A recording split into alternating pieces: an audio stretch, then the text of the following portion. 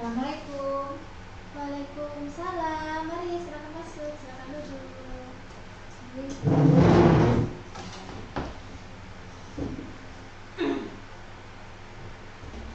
Selamat pagi.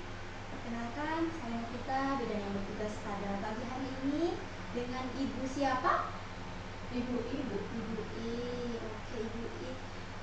Masuk dan keperluannya apa nih, Bu? Ini Bu mau periksa anak saya ini ada butir uang merah Bu di pantatnya. Oke. Sama di mulutnya ini ada berkas-berkas putih. Oh iya ya. Ya, sudah 2 hari ini Bu begini. Nama dedeknya siapa, Bu? Bayi A Bu, Kalau usianya? 14 bulan. Oke, 14 bulan ya. Nanti kita cek dulu suhunya ya, Bu ya. Demam nggak dedek? Masih. Oke, bagus aja. Cek nafas adiknya. Oke, normal aja ya. Oke, Ibu, di sini anak Ibu sepertinya mengalami ruam popok sama jamur di area mulut. Nah, saya akan jelaskan nih apa sih penyebabnya dan bagaimana cara untuk mengobatinya. Nanti waktunya kurang lebih 5 sampai 10 menitan. Apakah Ibu bersedia? Iya Bu. Bersedia, baik Ibu. Kita tutup tirainya dulu ya. Ya. Tutup tirai, dilakukan melakukan cuci tangan dengan baik dan benar.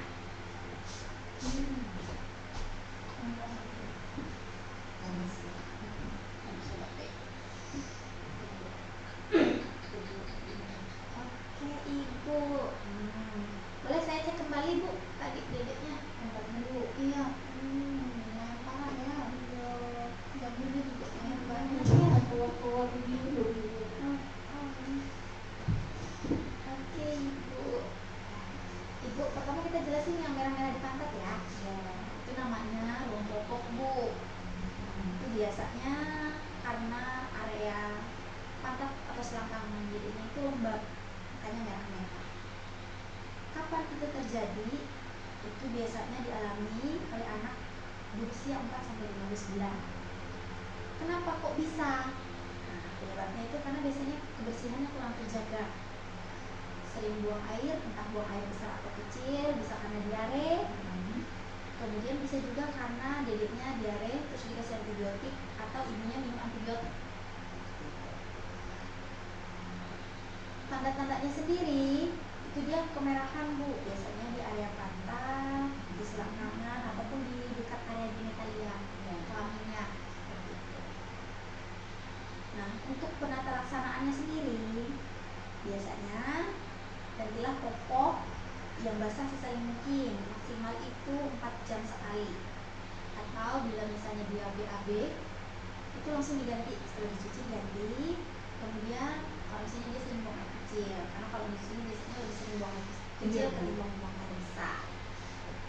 Hindari penggunaan tisu basah karena dapat membuat menambah iritasi. Jadi kalau bisa pakai air bersih aja untuk mengalir. Kemudian keringkan area yang basah itu, kan dicuci nih basah, bisa dengan ditekuk-tekuk, jangan digosok ya, boleh pakai asa ataupun kain atau handuk bersih. Hindari pakai popok yang terlalu kencang, jadi mau popok kain atau diapers itu jangan pakai yang ketat-ketat Bu, biasanya malah memperparah keadaannya. Juga nggak boleh pakai baby oil atau lotion, jadi cukup dijaga kebersihan sama kering area tersebut.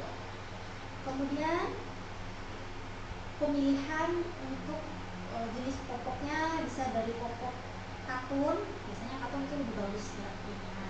Kalau misalnya mau pakai diapers boleh, tapi pilih yang extra soft atau yang lembut seperti itu. Kemudian itu tadi harus sering-sering ganti popok, maksimal 4 jam sekali atau setiap BAB atau DAK. Nah,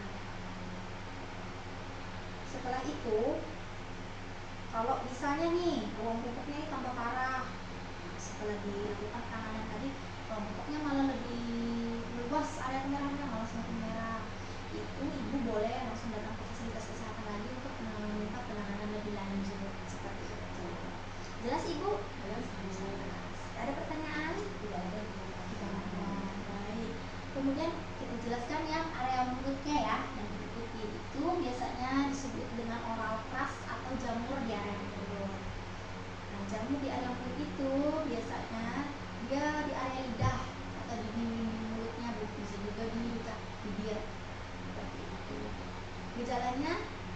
biasanya tampak keputihan di area mulut karena bekas susu.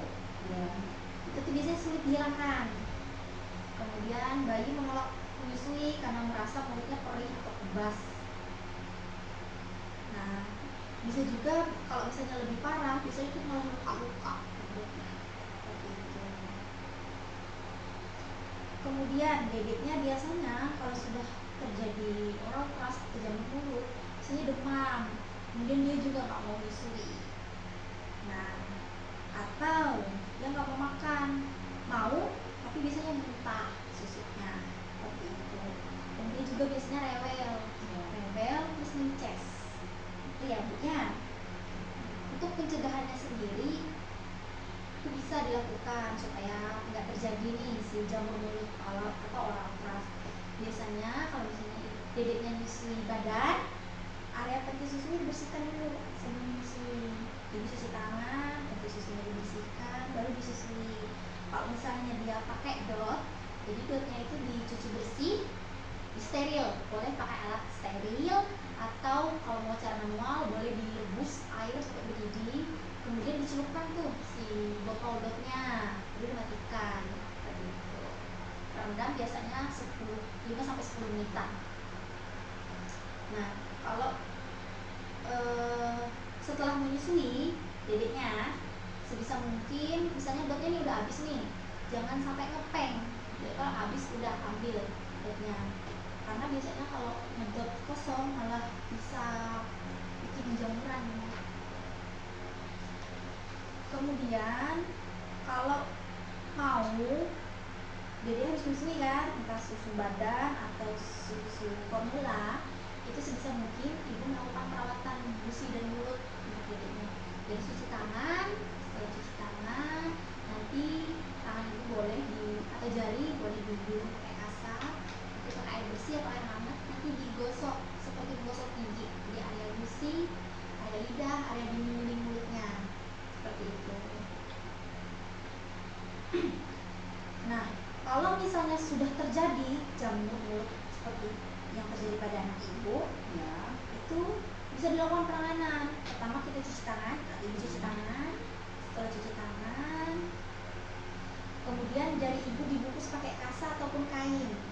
Nah, celupin kasa atau kain yang ada di jari ibu itu pakai air garam, kemudian dibersihin kotor-kotor. Gitu. Kemudian bisa juga dengan dikasih genta violet. Nanti kami kasih genta violet 0,25%, atau misalnya sediaannya nggak ada, jadi nanti kita kasih 1 ml subsensi nystatin, seperti itu. Kemudian kalau misalnya kain kasa yang harus dipakai itu jangan dipakai lagi ya Bu ya, dibuang, diganti dengan kain baru, seperti itu. Kalau misalnya setelah dilakukan penanganan di rumah jamur di mulutnya semakin banyak atau semakin parah, monggo ibu bawa ke fasilitas kesehatan untuk dikonsultasikan dan diobati lebih lanjut. Seperti itu. Ada pertanyaan? Paham. Baik Ibu, sekian penjelasan dari saya. Kurang lebihnya saya mohon maaf.